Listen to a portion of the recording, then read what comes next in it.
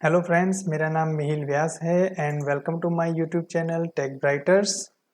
Friends, आज हमारी पहली वीडियो होगी जावास्क्रिप्ट ट्यूटोरियल के अंदर, जहां पे हम लोग जावास्क्रिप्ट का इंट्रोडक्शन करेंगे, बेसिक्स जानेंगे कि जावास्क्रिप्ट क्या है और फिर आगे चल के हम लोग उसके कुछ और टॉपिक्स पे बात करेंगे। ठीक है, तो फ्रेंड्स, जैसा कि आपको पता है कि वेबसाइट्स के अंदर जब हम लोग कोई भी वेबसाइट्स बनाते हैं तो डिफरेंट डिफरेंट टेक्नोलॉजीज के ऊपर हम लोग वेबसाइट्स बनाते हैं, जैसे कि PHP है, .NET है, जावा है।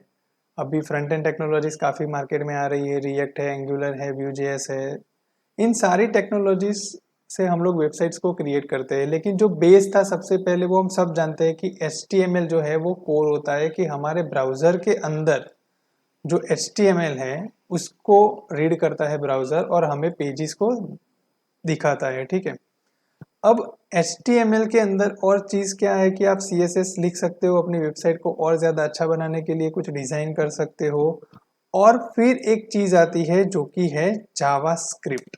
ठीक है, जावास्क्रिप्ट क्या है, वो वेबसाइट डेवलप करने के लिए आपको बहुत अच्छी हेल्पफुल चीज़ है यहाँ पे, क्योंकि आप इससे कुछ ज़्यादा ही अट्रैक्टिव पेजेस बना सकते हो। जिस तरह से अगर मान लो कि आपके वेबसाइट के अंदर फॉर्म है तो फॉर्म के वैलिडेशन आप इससे कर सकते हो। फिर अगर कुछ लोडर अगर आप रखना चाहते हो कुछ वेबसाइट्स के अंदर, जब आपका पेज लोड हो रहा हो तो आपने कहीं पे लोडर देखा हो या रखना चाहते हो तो लोडर का यूज़ कर सकते हो। फिर आप CSS को भी यहाँ से चेंज कर सकते हो, मतलब कि अगर आपके पास कोई क्लास है तो क्लास को ऐड करना, रिमूव करना, उसको अपडेट करना, उससे भी आप डिजाइनिंग जावास्क्रिप्ट पे सेट कर सकते हो। आप इवेंट्स जो है उनको हैंडल कर सकते हो जावास्क्रिप्ट के थ्रू। तो जावास्क्रिप्ट जो है वो आपके वेब पेज को और ज़्यादा यूज़फुल करती है और एट्रैक्टिव बनाती है, जिससे आप कुछ और चीज़ें आप कर सकते हो अपने वेब पेज के अंदर। ठीक है, तो नॉर्मली जो जावास्क्रिप्ट आपकी होगी वो ब्राउज़र पे वर्क करेगी, मतलब कि क्लाइंट साइड हम बोल सकते हैं कि वो क्लाइंट साइड पे वर्क करती है जावास्क्रिप्ट। ठीक है, और वो ओपन सोर्स के जैसे ही है, कहीं से भी आपको डाउनलोड करने की कुछ ज़रूरत ऐसी पड़ती नहीं है वहाँ पे। ठीक है, आप सीधा डायरेक्ट यूज़ कर सकते हो। अब जो जावास्क्रिप्ट है उसको हम HTML में लिख कैसे सकते हैं। ठीक है, तो सबसे पहले अगर आपके पास कोई HTML, मेरे पास अभी HTML की फाइल है। ठीक है, अभी कुछ भी नहीं लिखा है मैंने यहाँ पे। तो जब भी आपको कोई HTML के अंदर अगर मैं यहाँ पे कोई डिव लेता हूँ, डिव के अंदर मैंने यहाँ पे कुछ चीज़ लिखी है, डिव को क्लोज किया अभी मैंने यहाँ पे। अब मैं यहाँ पे लिखता हूँ कि हेलो वर्ल्ड। ठीक है, जैसे ही मैंने यहाँ पे हेलो वर्ल्ड किया, अब यहाँ पे मैं रन करवाने के लिए जा रहा हूँ, तो यहाँ पे देखो हेलो वर्ल्ड अभी मेरा आ चुका है। ठीक है, अब जावास्क्रिप्ट को लिख कैसे सकते हो आप, तो सबसे पहले अगर आप HTML में काम कर रहे हो तो आपको अगर HTML के अंदर जावास्क्रिप्ट का यूज़ करना है तो आप यहाँ पे स्क्रिप्ट टैग का यूज़ कर सकते हो जावास्क्रिप्ट के HTML के अंदर। और स्क्रिप्ट टैग के अंदर अगर आप यहाँ पे जो भी लिखोगे, जैसे कि अभी मैं यहाँ पे अलर्ट कर रहा हूँ, तो जब अलर्ट करूँगा तो यहाँ पे लिख, ये जो है वो एग्जीक्यूट करेगा मेरा। अगर मैं रन कर रहा हूँ, ये देखो अलर्ट यहाँ पे आ चुका है। तो ये एक तरीका है कि आप HTML के अंदर इस स्क्रिप्ट टैग के अंदर आप लिख सकते हो। ब्राउजर को पता चल जाता है जब वो रन होता है तो कि स्क्रिप्ट टैग आ रहा है, मतलब यहाँ पे जावास्क्रिप्ट का कोड शुरू हो चुका है।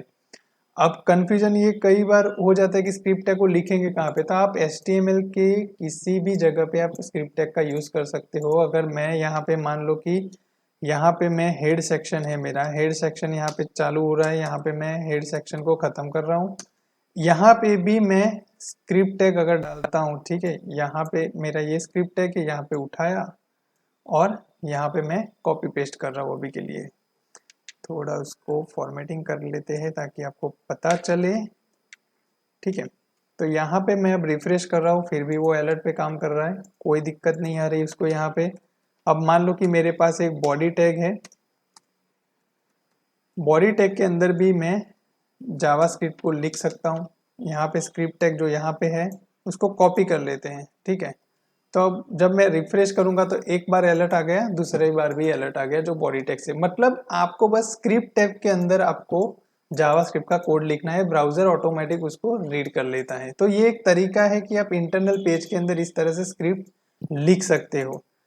दूसरा तरीका क्या है कि मान लो कि मेरे पास एक और फाइल है general.js मैंने बना के रखी है, अगर मुझे इससे करना है, ये एक्सटर्नल फाइल हो गई हमारी, तो अगर आपको ये चीज करनी है तो आप यहाँ पे स्क्रिप्ट टैग का यूज करो, सोर्स src, मतलब सोर्स कहा जाता है इसको, कि जहां पे आपकी वो फाइल पड़ी है, ठीक है, उसको यहाँ पे लेके आओ, उसको इस तरह से लिख सकते हो, स्क्रिप्ट टैग को क्लोज कर देना है हमें, ठीक है। अब मतलब क्या होता है इस लाइन का, इसको हटा देते हैं, यहाँ पे अलर्ट जनरल जेएस कॉलिंग, ठीक है। अब यहाँ पे मैं रिफ्रेश कर रहा हूँ, अलर्ट अलर्ट, और यहाँ पे आ गई मेरी external file general JS calling, ठीक है। तो चीज क्या हो रही है, जब आपके पास कोई एक्सटर्नल जेएस है तो आप इस तरह से उसको इंक्लूड करवा सकते हो अपने एचटीएमएल के अंदर, और वो ऑटोमेटिक इंक्लूड हो जाएगी। तो ये दूसरा तरीका है कि आप जावास्क्रिप्ट को इस तरह से कॉल करवा सकते हो। ये कब काम में आता है, जब मान लो कि आपकी कोई जेएस जेनेरिक है जो हर जगह पे यूज होने वाली है, तो इस तरीके से आप अभी सभी फाइल में, अगर एक 5 फाइल है, 5 फाइल में सेम जैसा कोड आपका यूज होने वाला है, तो आपको पांचों फाइल में इस तरह से लिखना पड़ेगा। उससे अच्छा है आप कॉमन फाइल बना लो और सिर्फ इंक्लूड करवा लो जहां पे भी आपको जरूरत है, तो एक ही बारी में आपको वो चेंज करने को, जो चेंज करना चाहते हो वो आप चेंज कर सकते हो एक ही जगह से, ठीक है। तो आपको बार बार 5 फाइल में जाके चेंज करने की जरूरत नहीं है। तो यहाँ तक क्लियर हो गया कि जावास्क्रिप्ट को हम लोग किस तरह से लिख सकते हैं, कितने तरीके हैं उसको लिखने के, ठीक है। अब हम सारा काम करेंगे यहाँ पे हमारी एक्सटर्नल जेएस के अंदर। तो यहाँ पे जो जावास्क्रिप्ट हम लोग कर रहे हैं, ठीक है, तो जावास्क्रिप्ट भी कुछ ना कुछ तरीकों से हमको आउटपुट देता है। तो जो अलर्ट है वो हमारा पहला तरीका है जो जावास्क्रिप्ट यहाँ पे हमको आउटपुट देती है। दूसरा ये तरीका है कि आप कंसोल करवा सकते हो किसी भी चीज को यहाँ से, जैसे कि यहाँ पे मैं लिखता हूँ कंसोल कॉलिंग, ठीक है। अब देखिए आप, अगर आप कौन यहाँ पे अलर्ट पहले आ गया, अगर मुझे कंसोल में चेक करना है तो राइट क्लिक करके मैं इंस्पेक्ट कर सकता हूँ। जैसे ही मैं इंस्पेक्ट करूंगा, ये कंसोल वाला जो मेरा टैब है, उस टैब में अगर मैं देखूंगा तो यहाँ पे देखो कंसोल कॉलिंग आ गया है, आप इसमें कंसोल में यहाँ पे देख सकते हो। तीसरा तरीका, अगर डॉक्यूमेंट डॉट राइट मैं यहाँ पे लिख रहा हूँ, तो डॉक्यूमेंट राइट कॉलिंग, ठीक है। एक यहाँ पे और रिफ्रेश करूंगा, अलर्ट आ गया, हमारा कंसोल भी आ गया, और ये देखिए डॉक्यूमेंट राइट कॉलिंग यहाँ पे लिख के आ रहा है। अगर आप इस चीज का यूज करोगे तो ब्राउजर के पेज के अंदर ही आपको दिखेगा। चौथा एक तरीका है जहां पे आप HTML के अंदर भी प्रिंट करवा सकते हो, मतलब कि अगर मेरे पास कोई पी टैग है, मैंने इसको पी टैग को लिया, यहाँ पे मैं उसको आईडी दे देता हूँ, सपोज कि भाई ये मेरा पैराग्राफ होगा, ठीक है। पैराग्राफ मैंने आईडी दे दिया। एक तरीका है यहाँ पे कि document dot gate element by ID, ठीक है। आईडी क्या था हमारा, paragraph dot inner HTML, suggestion में ही आपको मिल जाएगा, और यहाँ पे मैं लिख सकता हूँ कि इनर एचटीएमएल कॉलिंग, ठीक है। तो ये अलर्ट आ गया है, कंसोल भी आ गया, ब्राउजर के अंदर हमको आउटपुट यहाँ पे मिल रहा है, और ये इनर एचटीएमएल वाला भी आ गया है। अगर आप यहाँ पे इंस्पेक्ट करोगे तो दिखेगा कि ये पी टैग आईडी है और इसमें हमारा इनर एचटीएमएल आ रहा है। अब अगर आपने नोटिस किया हो तो आप देख लीजिए रन कैसे होता है कोड हमारा, वो एक बार चेक करते हैं। ब्राउजर जब आपका रन कोड करेगा तो वो टॉप टू बॉटम रन करेगा, ठीक है। तो जब टॉप टू बॉटम रन कर रहा है तो यहाँ पे देखिए जब मैं रिफ्रेश कर रहा हूँ तो अभी अलर्ट आ रहा है। जब आपने कहीं पे भी अलर्ट लिखा है तो जब अलर्ट के अंदर एक बटन होगा, अगर जब तक मैं ये बटन पे क्लिक नहीं करूंगा आगे वो एग्जीक्यूशन करेगा नहीं। तो अलर्ट की वजह से उसने प्रायोरिटी यहाँ पे पहली ली है, ठीक है। अभी हमको अलर्ट दिख रहा है, तो अगर मैंने ओके किया, अभी तक यहाँ पे पेज में भी कुछ नहीं आ रहा है, तो पहले अलर्ट हुआ, फिर अलर्ट पे जब मैंने क्लिक किया ओके पे, तो आप देखना यहाँ पे हेलो वर्ल्ड आ गया।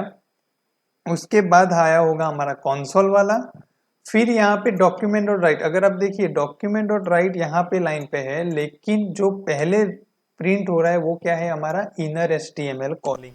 क्यों हो रहा है इनर एचटीएमएल कॉलिंग, क्योंकि देखिए जब पेज रन हुआ ब्राउजर के अंदर HTML ने, तो उसने पहले प्रायोरिटी में अलर्ट हमको दे दिया था, क्योंकि JS में सबसे पहले अलर्ट लिखा हुआ था, ठीक है। उसके बाद जब कोड रन हुआ तो ये div मिला उसको, उसके बाद ये एलिमेंट जो हम बोलते हैं डॉम एलिमेंट है। ये आगे चल के बताऊंगा कि डॉम एलिमेंट क्या होते हैं। लेकिन ये जो टैग उसको मिला उसमें आईडी दी गई थी पैराग्राफ, और इसने यहाँ पे रीड किया कि वो एलिमेंट मुझे ऑलरेडी मिल चुका है ब्राउजर जब रन हुआ तब, तो उसने उस वैल्यू को यहाँ पे अपेंड करवा दिया और इनर एचटीएमएल प्रिंट हुआ। उसके बाद आखिर में इस लाइन को उसने कॉल किया है। ठीक है, तो ये चीज है। इतने तरीके से जावास्क्रिप्ट जो है वो आपको आउटपुट देता है। इन 4 तरीकों से आप आउटपुट ले सकते हो जावास्क्रिप्ट के अंदर। दूसरा, अगर मान लो कि आप जावास्क्रिप्ट के अंदर काम कर रहे हो, अगर आपको कोई कोड की ज़रूरत नहीं है तो उसको कमेंट कैसे कर सकते हो, तो ये एक तरीका है। इस तरह से मैं कमेंट कर सकता हूँ। ठीक है, अब ये प्रिंट नहीं होगा क्योंकि ये लाइन अब इग्नोर हो जाएगी। इसको सिंगल लाइन कमेंट कहते हैं कि जावास्क्रिप्ट के अंदर आप सिंगल लाइन में कमेंट कैसे कर सकते हो, ये एक तरीका है। अगर मल्टीपल लाइन में कमेंट करना है तो आप इस तरह से कर सकते हो। ठीक है, मतलब ये तीनों लाइन अब एक साथ कमेंट हो गई है मेरी, अब ये एक भी रन नहीं होगा। तो ये मल्टी लाइन कमेंट है और ये सिंगल लाइन कमेंट है।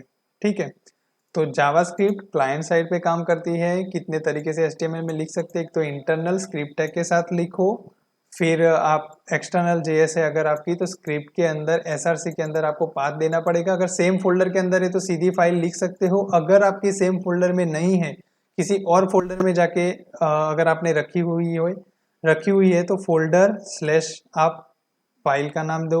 अगर उससे भी ज़्यादा बाहर कोई फोल्डर है तो आप इस तरह से लिख सकते हो। आपको पाथ एडजस्ट करना पड़ेगा यहाँ पे अपनी फाइल तक जाने के लिए। ठीक है, तो ये एक दूसरा तरीका कि आप जेएस को एक्सटर्नली यहाँ पे लोड करवा सकते हो एचटीएमएल के अंदर।